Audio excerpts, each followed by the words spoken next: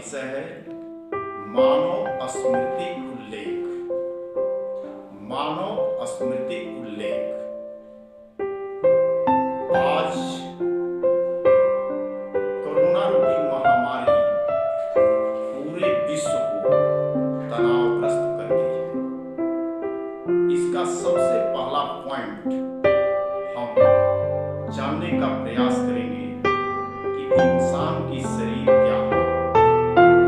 उस पर मैं कुछ शब्द देंगे और पॉइंट टू पॉइंट 3 पॉइंट आपको देंगे। आप गहराई से चिंतन करिएगा कि क्या इन सब शब्दों में वास्तविकता है। तो मानव प्राणी एक भवन का निर्माण जब करता है तो देखिए उसकी कितनी लगन से देखरेख करता है। कोई भी उस भवन में कमी आने पर तत्काल उसको सही कराता है, जबकि वो जिस तरह का भवन का निर्माण किया उस तरह का भवन का निर्माण कोई और भी व्यक्ति करा सकता है। लेकिन विचारणीय है, दुनिया का कंट्रोलर परमपिता परमेश्वर ने जिस शरीर रूपी भवन का निर्माण करके हमको दुनिया में भेजा, क्या इसकी देखरेख से हम लोग भटक नहीं गए हैं? और इतना भटक गए हैं कि किसी के पास भी समय नहीं है कि शरीर की देखरेख करे। आज तो कोरोना वायरस महामारी आई कि सब लोग घरों में छिपे हुए। क्या छिप जाने से कोरोना वायरस प्रभावित नहीं करेगा? व्यवस्थाओं के लिए तो बाहर निकलना पड़ेगा। यदि हम इससे नहीं भटके होते तो आज हमें सारे काम धाम बंद नहीं करने पड़ते। आज वर्ल्ड हाइपरटेंशन डे है। डॉक्टर्स, मेडिकल साइंस का सलाह है कि आप दवा न छोड़ें, क्योंकि आप दवा छोड़ेंगे तो सबसे ज्यादा खतरा आपको कोरोना वायरस से है। आज सारे डॉक्टर्स बोल रहे हैं कि बीपी, शुगर, अनेक रोग जिन शरीर में है उनको कोरोना वायरस ज्यादा प्रभावित करेगा। अब देखिए शरीर का निर्माण परमपिता परमेश्वर ने कैसे किए। इस शरीर के निर्माण में युग युगांतर से जो भी योगी आए वो एक ही चीज पर ध्यान दिए कि शरीर में एक प्रकृति की तरफ से ऊर्जा पड़ी होती है। पहला जो ऊर्जा का स्टॉक होता है वो नाभि पर होता है, दूसरा स्टॉक छाती पर होता है, तीसरा मस्तिष्क में होता है।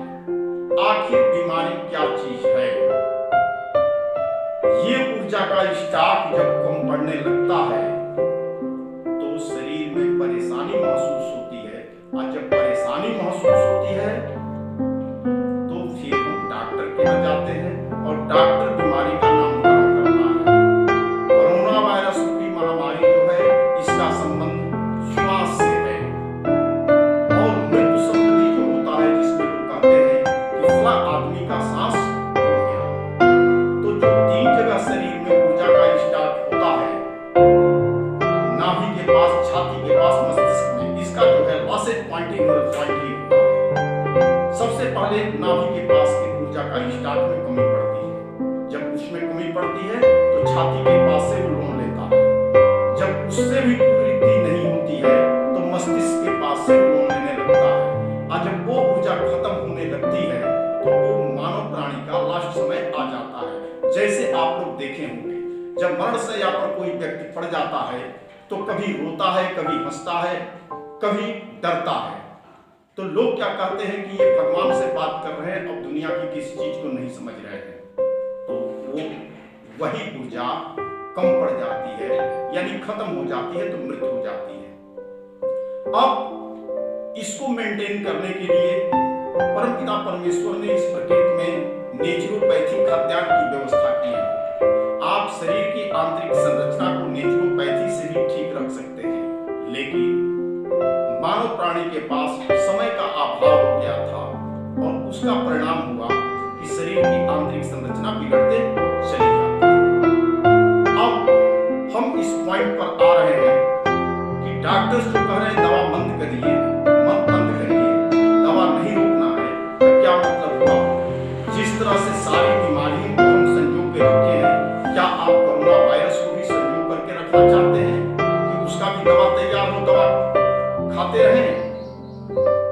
मानव प्राणी के भोजन के लिए, खाने के लिए खाद्यान्न बनाया गया है और न कि दवा बनाया गया है। एक तरफ कहते हैं भारत में कि स्वदेशी अपनाओ, अब विदेशी को भगाओ, और फिर अंग्रेजी दवा खाते हैं। हमें जीवन क्या चाहिए? Save life, reject medicine. अब मैं जो स्वर योग से परशुराम प्रखर बोल रहा हूं, आप स्वर योग परशुराम प्रखर के नाम से गूगल यूट्यूब पर देखेंगे तो वीडियो भी पड़ी हुई है, जिसका योगासन, योगा जो आज पूरे विश्व में प्रचलित है, उसी तरह से योगासन उस स्वर योग के भी आ चुके हैं। और उनके सिर्फ फर्क ये है कि योगा में दवा लेते हैं और खाली पेट अक्सर करते देखते हैं, लेकिन स्वर योग के योगासन में कंप्लीट दवा को बंद कर देते हैं और खाना खाने के 1.5 घंटा बाद 1 से 1.5 लीटर पानी पी करके तब योगा करते हैं। ऐसा नहीं है कि स्वर योग का योगासन हठ करके करना है, हठ योग का है, नहीं, सहज सरल आसन है। जो आपको वीडियो देखेंगे कुछ योगासन पड़े हुए हैं।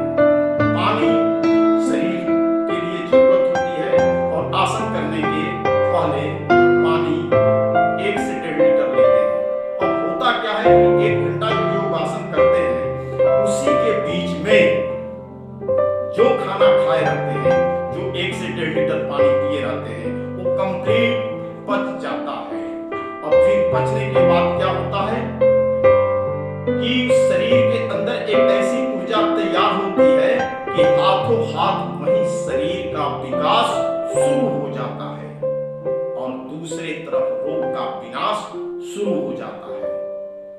अब ये क्रिया जब आ गई है देश के अंदर, और ये भारत ऋषि मुनियों का देश है, और जो भी युग युगांतर से योगी आए वो केवल यदि ध्यान दिए तो शरीर की संरचना पर ध्यान दिए।